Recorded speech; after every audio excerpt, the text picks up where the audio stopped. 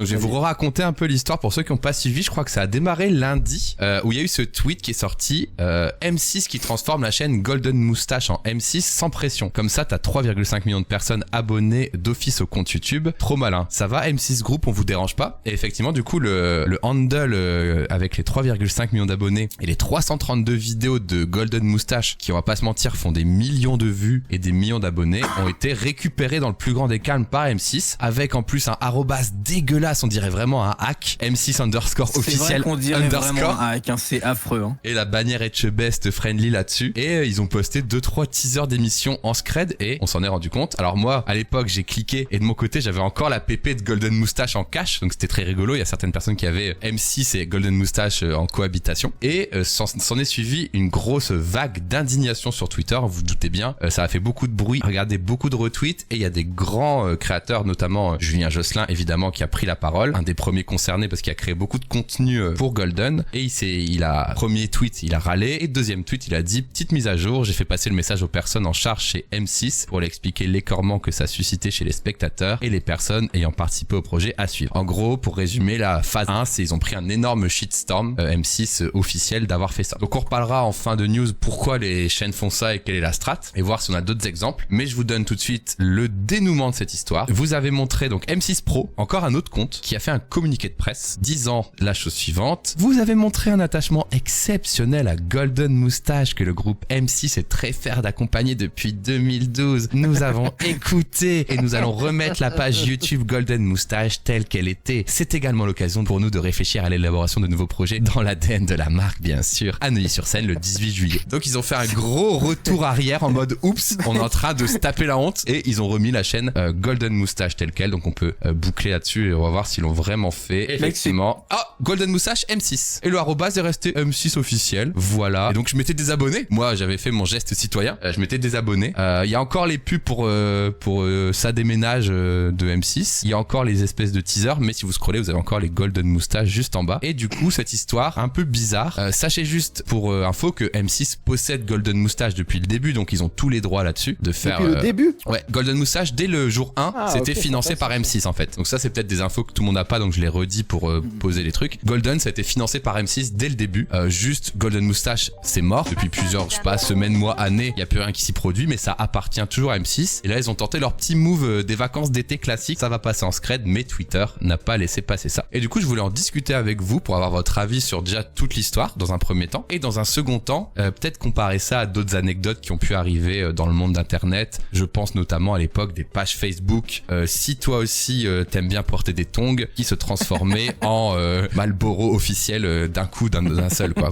Voilà. Donc je sais pas ce que vous en pensez dans le chat, et vous deux. En réalité, ils font ce qu'ils veulent, mais c'est assez intéressant parce que tu sais, très souvent les gens se disent que les gros institutionnels, les grosses chaînes de télé et tout, ils maîtrisent complètement les réseaux sociaux, et s'ils font pas de trucs sur les réseaux, c'est parce qu'il y a une sorte de mépris ou de machin, de truc. Mais en fait, moi je pense que c'est au-delà de ça, c'est qu'ils ne maîtrisent rien, et en fait, je pense que les gens ne se rendent pas compte à quel point les grosses institutions sont déconnectées complètement de ce qui se passe sur les réseaux sociaux. Mais à un point où on peut se dire, ah oui, mais c'est une bande de vieux qui décide et tout. Non, on parle de trentenaires. On parle de trentenaires qui ne comprennent rien à rien. Et effectivement, le fait de complètement renommer une chaîne YouTube auquel les gens sont attachés émotionnellement aussi, quand même, parce que Golden, c'était un truc, tu vois, c'était une habitude de visionnage pour plein de gens. Il y a beaucoup de sketchs de Golden qui sont assez touchants, tu vois. Enfin, quand même des trucs. Il y a eu des trucs très importants pour l'internet français qui sont passés là-dessus. Et le fait de complètement changer ça et de se mettre à uploader, parce que là, on a pu la preuve, entre guillemets, mais se mettre à uploader des trailers d'émissions télé aux F.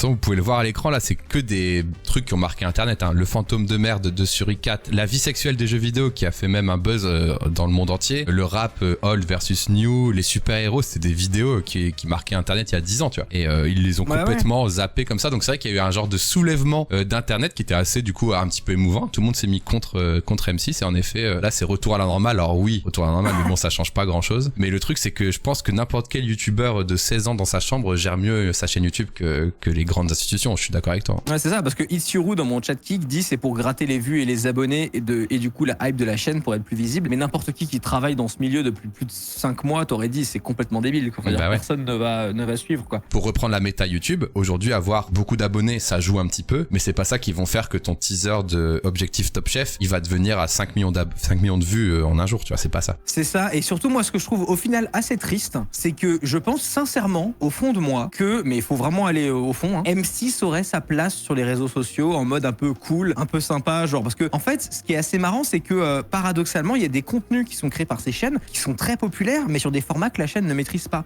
Top Chef, etc., c'est extrêmement populaire en React sur Twitch. Et en fait, tu vois, si ils se creusaient un petit peu le crâne pour faire des choses intelligentes, s'ils en avaient les capacités mentales, ce qui n'est pas le cas, ils pourraient trouver des formats où ils font des soirées React sur la chaîne M6 en live en invitant des streamers, en des machins. Enfin, il y a des trucs à faire qui sont grave cool et qui nous rendraient un petit peu, donneraient une image un peu cool de M6 auprès d'un tout nouveau public et tout. Mais il y a une barrière et je pense qu'il faut un petit peu, pas les laisser dans leur merde, mais en fait, il faut arrêter d'imaginer que ça va s'améliorer, que machin. Moi, je pense pas. Moi, je pense que la seule chose qui va améliorer cette situation, c'est la retraite et que ces gens-là arrêtent de travailler, en fait, tu vois, simplement parce qu'ils sont déconnectés, ils le resteront. Moi, je suis tout à fait pessimiste là-dessus, tu vois. Et tu vois, là, on en a parlé tous les deux, Hardisk, il y a 2 mois, quand Opécrotte s'était fait bannir parce qu'elle regardait L'amour est dans le pré. C'est vrai qu'elle avait mangé un ban, elle. Ouais. Et en fait, on avait parlé, c'était le même début de conversation, en mode, putain, M6, ils devraient faire des trucs, être plus modernes, mais ils le font pas, blablabla. Et on avait théorisé, là, pendant 9 minutes sur, ce serait trop bien d'avoir un crédit de React et tu partages les droits. Et du coup, t'as des soirées React où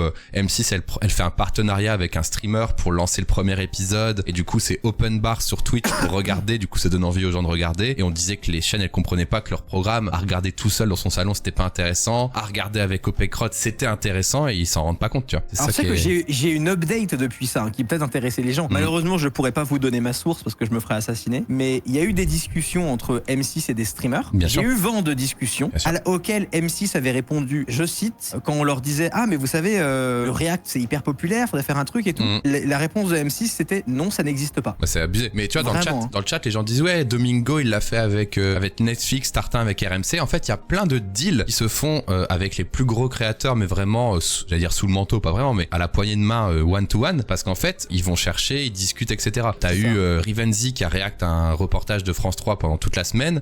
T'as Étoile qui fait question pour un champion. Tout ça s'est fait parce que les gens sont devenus potes avec des gens de la télé et qu'ils ont des passe-droits. Mais aujourd'hui, ce qu'on voudrait, c'est un système, entre guillemets, officiel, où tu déclares ton React et tu touches 50%, ou même un peu moins, où la chaîne est mise au courant, où du coup, il y a un embed, on sait pas, mais ce serait idéal, parce que aujourd'hui... Du coup, ils perdraient de la gouvernance sur ça, et c'est tout ce qu'ils veulent pas, je pense. Ouais, mais en fait, moi, ils contrôleraient plus forcément, parce que, en fait... C'est pas moderne, c'est pas moderne de penser comme ça. Ouais, mais c'est pas moderne, mais en fait, eux, ils perdent le contrôle sur ce qui est dit, parce que, ok, si tu finances 50% de je sais pas quoi, mais en fait, pendant tout ton stream, t'es là à dire, putain, c'est vraiment de la merde, cette émission, putain, c'est vraiment de la merde. Bah, du coup, en fait, ils vont se dire quoi, tu vois. Et en fait, je pense que c'est ce manque de contrôle qui... Mais mec, quand les gens regardent la télé chez eux, ils disent peut-être c'est de la merde, mais ils regardent et c'est ça qui est intéressant. Oui, et mais pareil, ils disent pas devant 1000, 2000, 3000, 10 000 personnes, quoi. Mais je pense qu'ils s'en foutent tant qu'ils font des vues, tant que c'est marrant, tu vois. Genre, tu penses que quand ils font L'amour est dans le pré, qu'ils ridiculisent un mec qui travaille dans une ferme, tu crois qu'ils sont pas en mode aussi dans le même mood de dire, ah, c'est de la merde, mais c'est pour divertir les gens, tu vois. Je regarde là depuis tout à l'heure, il y a d'autres chaînes qui ont des filiales comme ça, très internet. Il y a Canal+ qui a racheté le studio Bagel 3 mois après leur lancement. Ouais, c'est ça. Il y a TF1 qui a un truc qui s'appelle Studio 71, dans lequel ils ont notamment le Palma Show, je savais pas. Ouais. Et des choses comme ça. Et c'est assez marrant parce que, mais en fait, j'ai l'impression de voir une certaine schizophrénie chez certains viewers, parce que en mode, on aime le Golden Moustache, même si on sait que c'est M6 derrière, mais quand c'est M6 qui revient devant, on n'aime plus M6, tu vois. Non, mais toutes les chaînes du early internet 2015, elles ont toutes été financées par la télé. T'as TF1 qui a mis des billes, t'as M6 qui a mis des billes, tout le monde a mis ses billes. Canal+ a mis ses billes dès le début.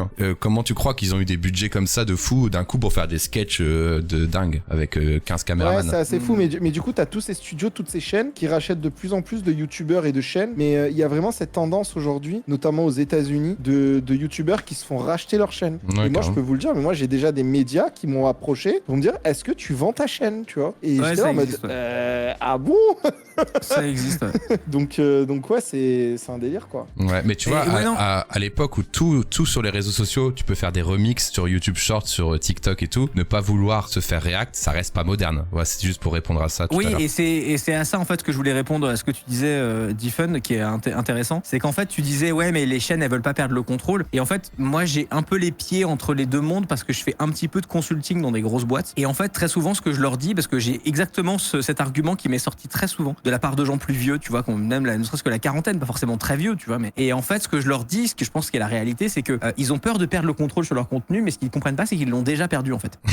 clair. Donc, en fait, ils ne l'ont déjà plus, le contrôle sur leur contenu. Le contrôle de. Genre, et ce contrôle, il est dans notre pièce avec nous maintenant, tu vois. Genre, c'est un peu ça, tu vois. Et en fait, aujourd'hui, c'est soit ils continuent de faire ça en mode marché noir et ça va continuer à exister et à prendre de l'ampleur, soit au contraire, en l'autorisant, ils reprennent une certaine forme de contrôle parce qu'ils peuvent mettre des guidelines stricts. Ils peuvent dire, vous nous filez une partie des revenus. Quand vous réactez une émission à nous, vous n'avez pas le droit de tracher l'émission dans votre réact et tout machin, nan. Au contraire, l'autoriser avec des guidelines serait une forme de reprise de contrôle qu'aujourd'hui, ils n'ont absolument pas sur le marché noir du réact. Ils n'ont pas les gens pour le surveiller, ça, Hardisk. Oui, mais ça, c'est le cas de toutes les règles et tu fais des exemples à chaque fois que tu tombes sur quelqu'un qui, tu vois. Enfin, après, tu peux pas non plus. Aujourd'hui, tu peux lancer Netflix sur ton live, et tant que personne te dénonce, bah, tu streameras du Netflix sur ton live. Regarde la catégorie Just Chatting de Twitch à partir de 23h, il y a que des gens qui regardent des animés et des films avec 10 viewers et tout le monde s'en bat les couilles. Enfin, en vrai, c'est une question intéressante. Moi, si je travaille avec des médias, je leur poserai la question. Mais moi, ça m'intéresse plutôt la version finale où il y a des règles. Peut-être il faudra moins tracher et tout, mais c'est encadré. Au moins, tu sais que t'as un moyen de le faire. Après, je demande pas de gagner 50K à chaque fois que je fais un react. Au contraire, je fais des reacts, peut-être que j'y gagne pas d'argent, mais ça peut être un moment intéressant. Tu vois. Mais c'est possible de le faire aujourd'hui. Tu peux demander les droits sur une émission. Voilà, mais c'est très manuel. Et si t'as pas de contact, si t'as pas de contact, mec, si t'as pas de contact, c'est mort. Regarde, c'est Étoile parce qu'il s'est fait pote avec Samuel Etienne. Il a pu avoir un contact. Ils lui ont donné que à lui. Aujourd'hui, j'arrive avec le projet de faire du question pour un champion, on me répondra jamais, tu vois. C'est sûr et certain. C'est du cas par cas de fou. Faut avoir des contacts, c'est juste ça. Faudrait qu'il y ait une plateforme en ligne, littéralement, sur laquelle t'inscris ta chaîne et tout, et que ce soit un peu automatisé, quoi. J'adore l'idée, mais ça me paraît utopiste. C'est-à-dire que ce sera impossible de référencer les contenus pour les reacts et tout, tu vois. Mais voilà.